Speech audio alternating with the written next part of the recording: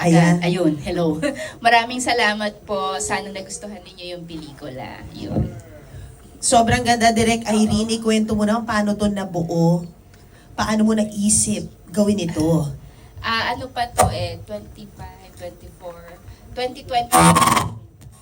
Parang early 2024 nung nagpunta sila Direk Bobot kasi and Tita Malu ask Cornerstone sa management ko kung kaya kung pwede akong mag-isip ng konsepto for mga entertainer sa Nagoya, Japan kasi Direk Bobot nanggaling doon and have spoken to yung mga entertainers doon, so parang interesting yung buhay nila. And then dinala kami doon ni Direk Bobot and Tita Malu sa Nagoya. May kasama akong writer si Direk Rod Marmol. Tapos kami yung parang yon kausap namin yung mga girls, ganyan. And then after that research, kami ni Rod nag-isip ng what could possibly be a story for yung lives ng mga entertainers doon. So from there yun, it took parang 1 whole year din to write. So matagal siya na proseso. Like lagi ko namang ginagawa, ilang taon siyang nabubuo. Tapos yun, then we finally develop a concept na na-approve ng mga producers. So yun, sila Ted yung salamat, ginosip. Thank you, Ted. Passing it on to you. Bakit na-entice ka na pumasok sa pag-produce ng pelikula? Lalo na syempre, fresh na fresh po si Ted.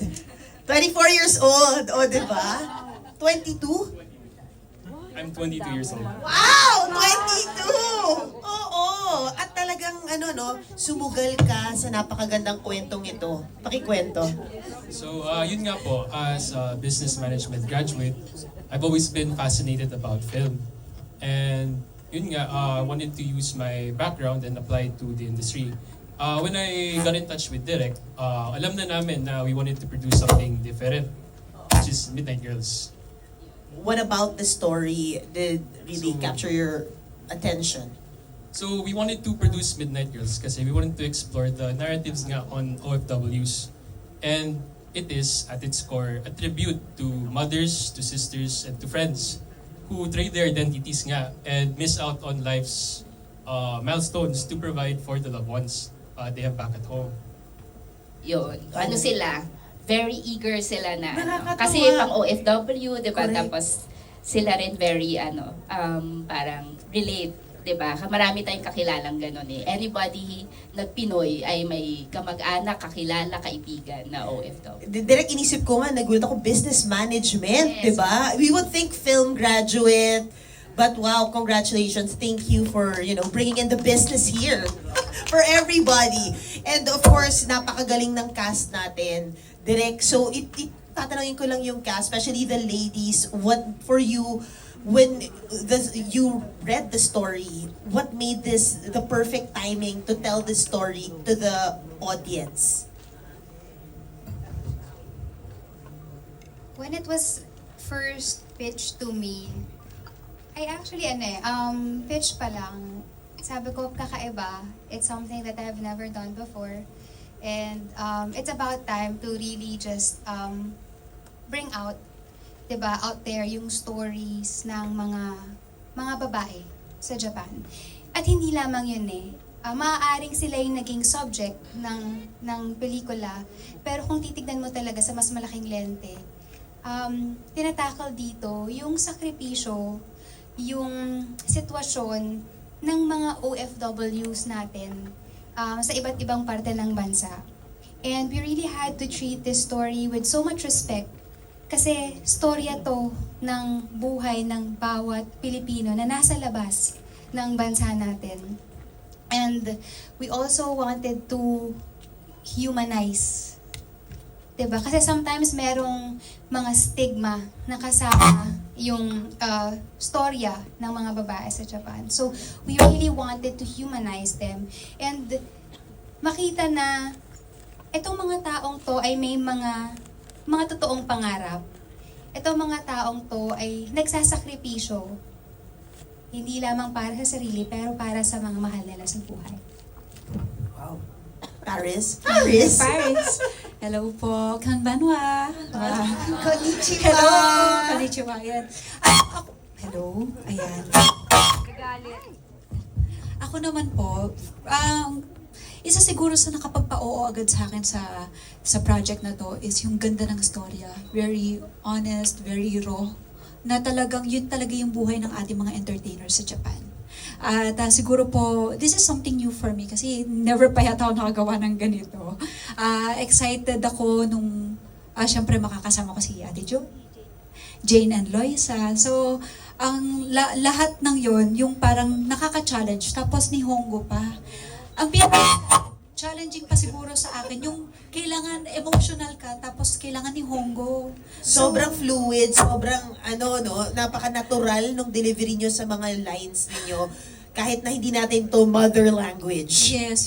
Na kailangan maramdaman rin yun. Siyempre, challenge yan para sa akin na maramdaman ko yung mismo yung sinasabi ko. At maramdaman rin nung ka-eksena ko yung sinasabi ko. Siyempre po, ng mga manonood din. Pero pinaka nagustuhan ko talaga is, totoo yung sinabi ni Ate Jody, yung tungkol sa sakripisyo ng bawat isa, na lahat tayo may mga pinagdaraanan. Hindi natatago ng bawat ngiti natin yung mga pinagdaraanan natin sa buhay. So, isa yun sa mga nagustuhan ko po talaga sa story. And isa pa, pag si Direk Irene ang gumawa ng kwento, alam mo mapanakit. So, alam natin yan. Kaya maraming salamat po sa lahat ng mga nakapanood agad. Sana po ay nagustuhan ninyo. Yes, hi everybody! Good evening naman dyan. Konbanwa, yes.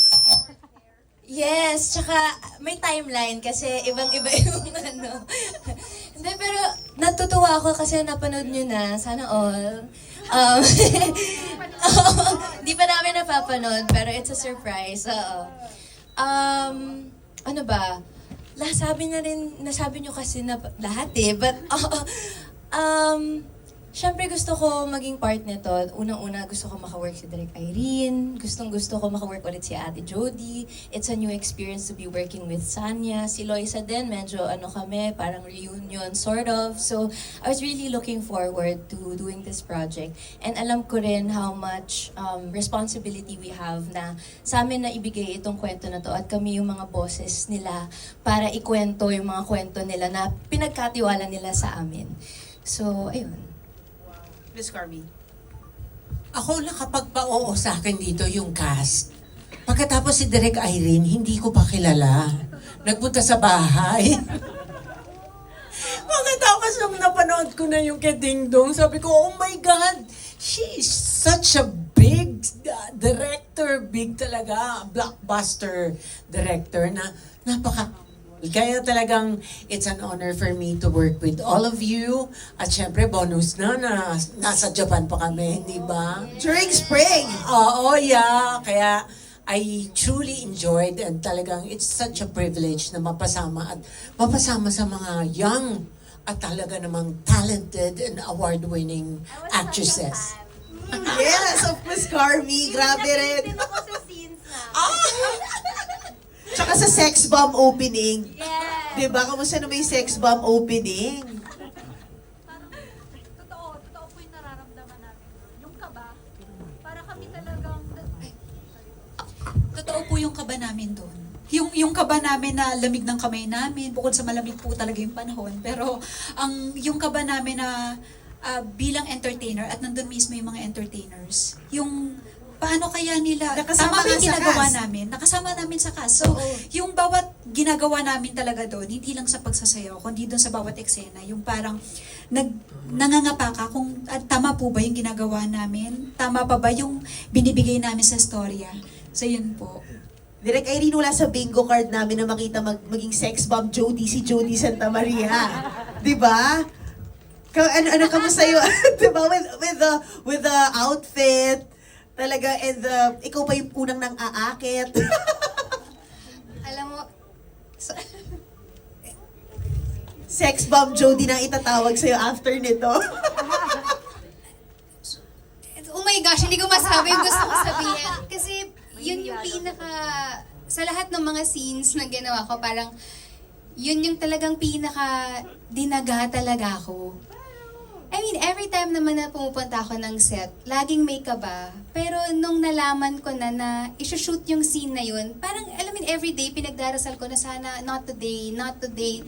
Tapos nung na-schedule na siya, isushoot na siya, yung hindi ka na makakain, tapos malamig yung panahon, nalalamig din yung kamay namin, yung parang, okay, but wala ka namang ibang choice eh. Kailangan talagang gawin mo siya at gawin mo siya with full conviction.